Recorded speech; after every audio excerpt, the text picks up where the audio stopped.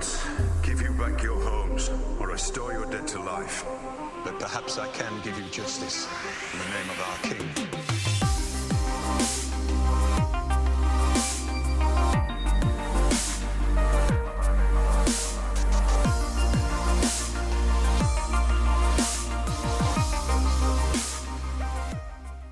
Alright, I didn't want to initially make this video, seriously I didn't, but I must address the topic of the recent Season 7 plot leak.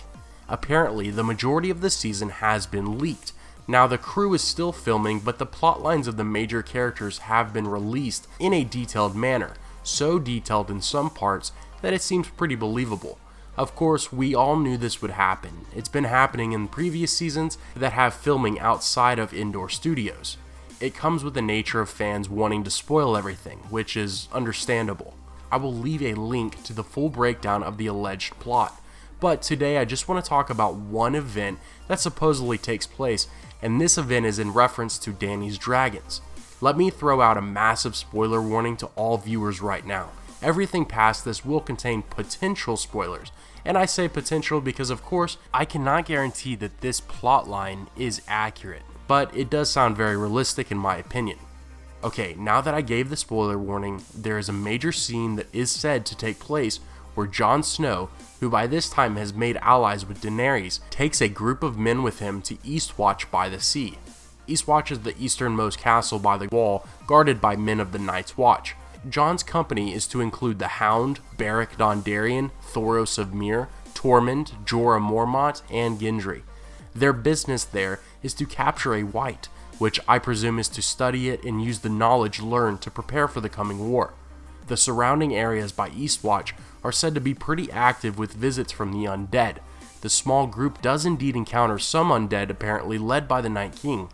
There is a fight against an undead polar bear which kills Thoros of Myr. The rest of the men become surrounded by whites when Daenerys flies with her dragons, saving most of the men, except for Jon, who is left there to fend for himself. Supposedly, Jon almost dies again, but Benjen Stark, half white, half living, comes to the rescue where he saves Jon and sends him away on his horse. Jon is half dead apparently, meaning that he took some damage, not necessarily half dead like Benjen. But anyway, Jon watches his uncle get destroyed as the horse carries the young king to safety. During this battle, Viserion apparently dies, but then is raised as a white only to be mounted by the Night King. And lastly, in a different event, Viserion is seen carrying the Night King toward the wall, breathing blue flames. Alright, with all the notifications I've been getting on social media about the leak, I knew I should address something, and I figured this would be the most talked about event, so I hope you enjoy that. The main thing that comes from this scene is obviously Viserion's death. We've been talking about the 3 heads of the dragon theory and potential dragon riders as well. This event, if true, came out of left field because we did not think any of Dany's dragons would die this way, especially before the main battle between the living and the dead. One cool thing to add on to this horrible event will be the fact that we will see ice dragons addressed in the story. We've known from the books that there are reports of ice dragons in the Shivering Sea from sailors, and now we will have full confirmation that this race can exist in the world. I cannot stop wondering what destruction an undead Viserion can cause in comparison to when the dragon was fully alive. Dany will still have Rhaegal and Drogon, the biggest of her dragons, to help with whatever comes in Season 8. I have a feeling the magic and power of the Night King will unearth a massive force to be reckoned with in regards to his command of Viserion. I bet under the control of the icy leader, Viserion will grow super large in comparison to Rhaegal and Drogon.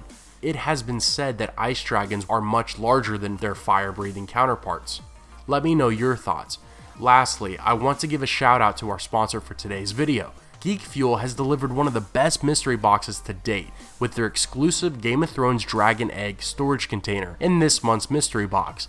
I got one and I have it on my desk at home for all my paper clips and rubber bands. Yes, I know, I still use paper clips, and I guess I'm just old-fashioned in that way. What's really cool about it though is that you can double the egg's use as a toothbrush holder for your children or even yourself. If you check them out, be sure to use my link in the description because you will receive a bonus Game of Thrones item in your box. The full link to all the Season 7 plots will be in the description, in case you can't wait any longer for the spoilers. Thanks for watching, have a great day everyone, and I will see you tomorrow.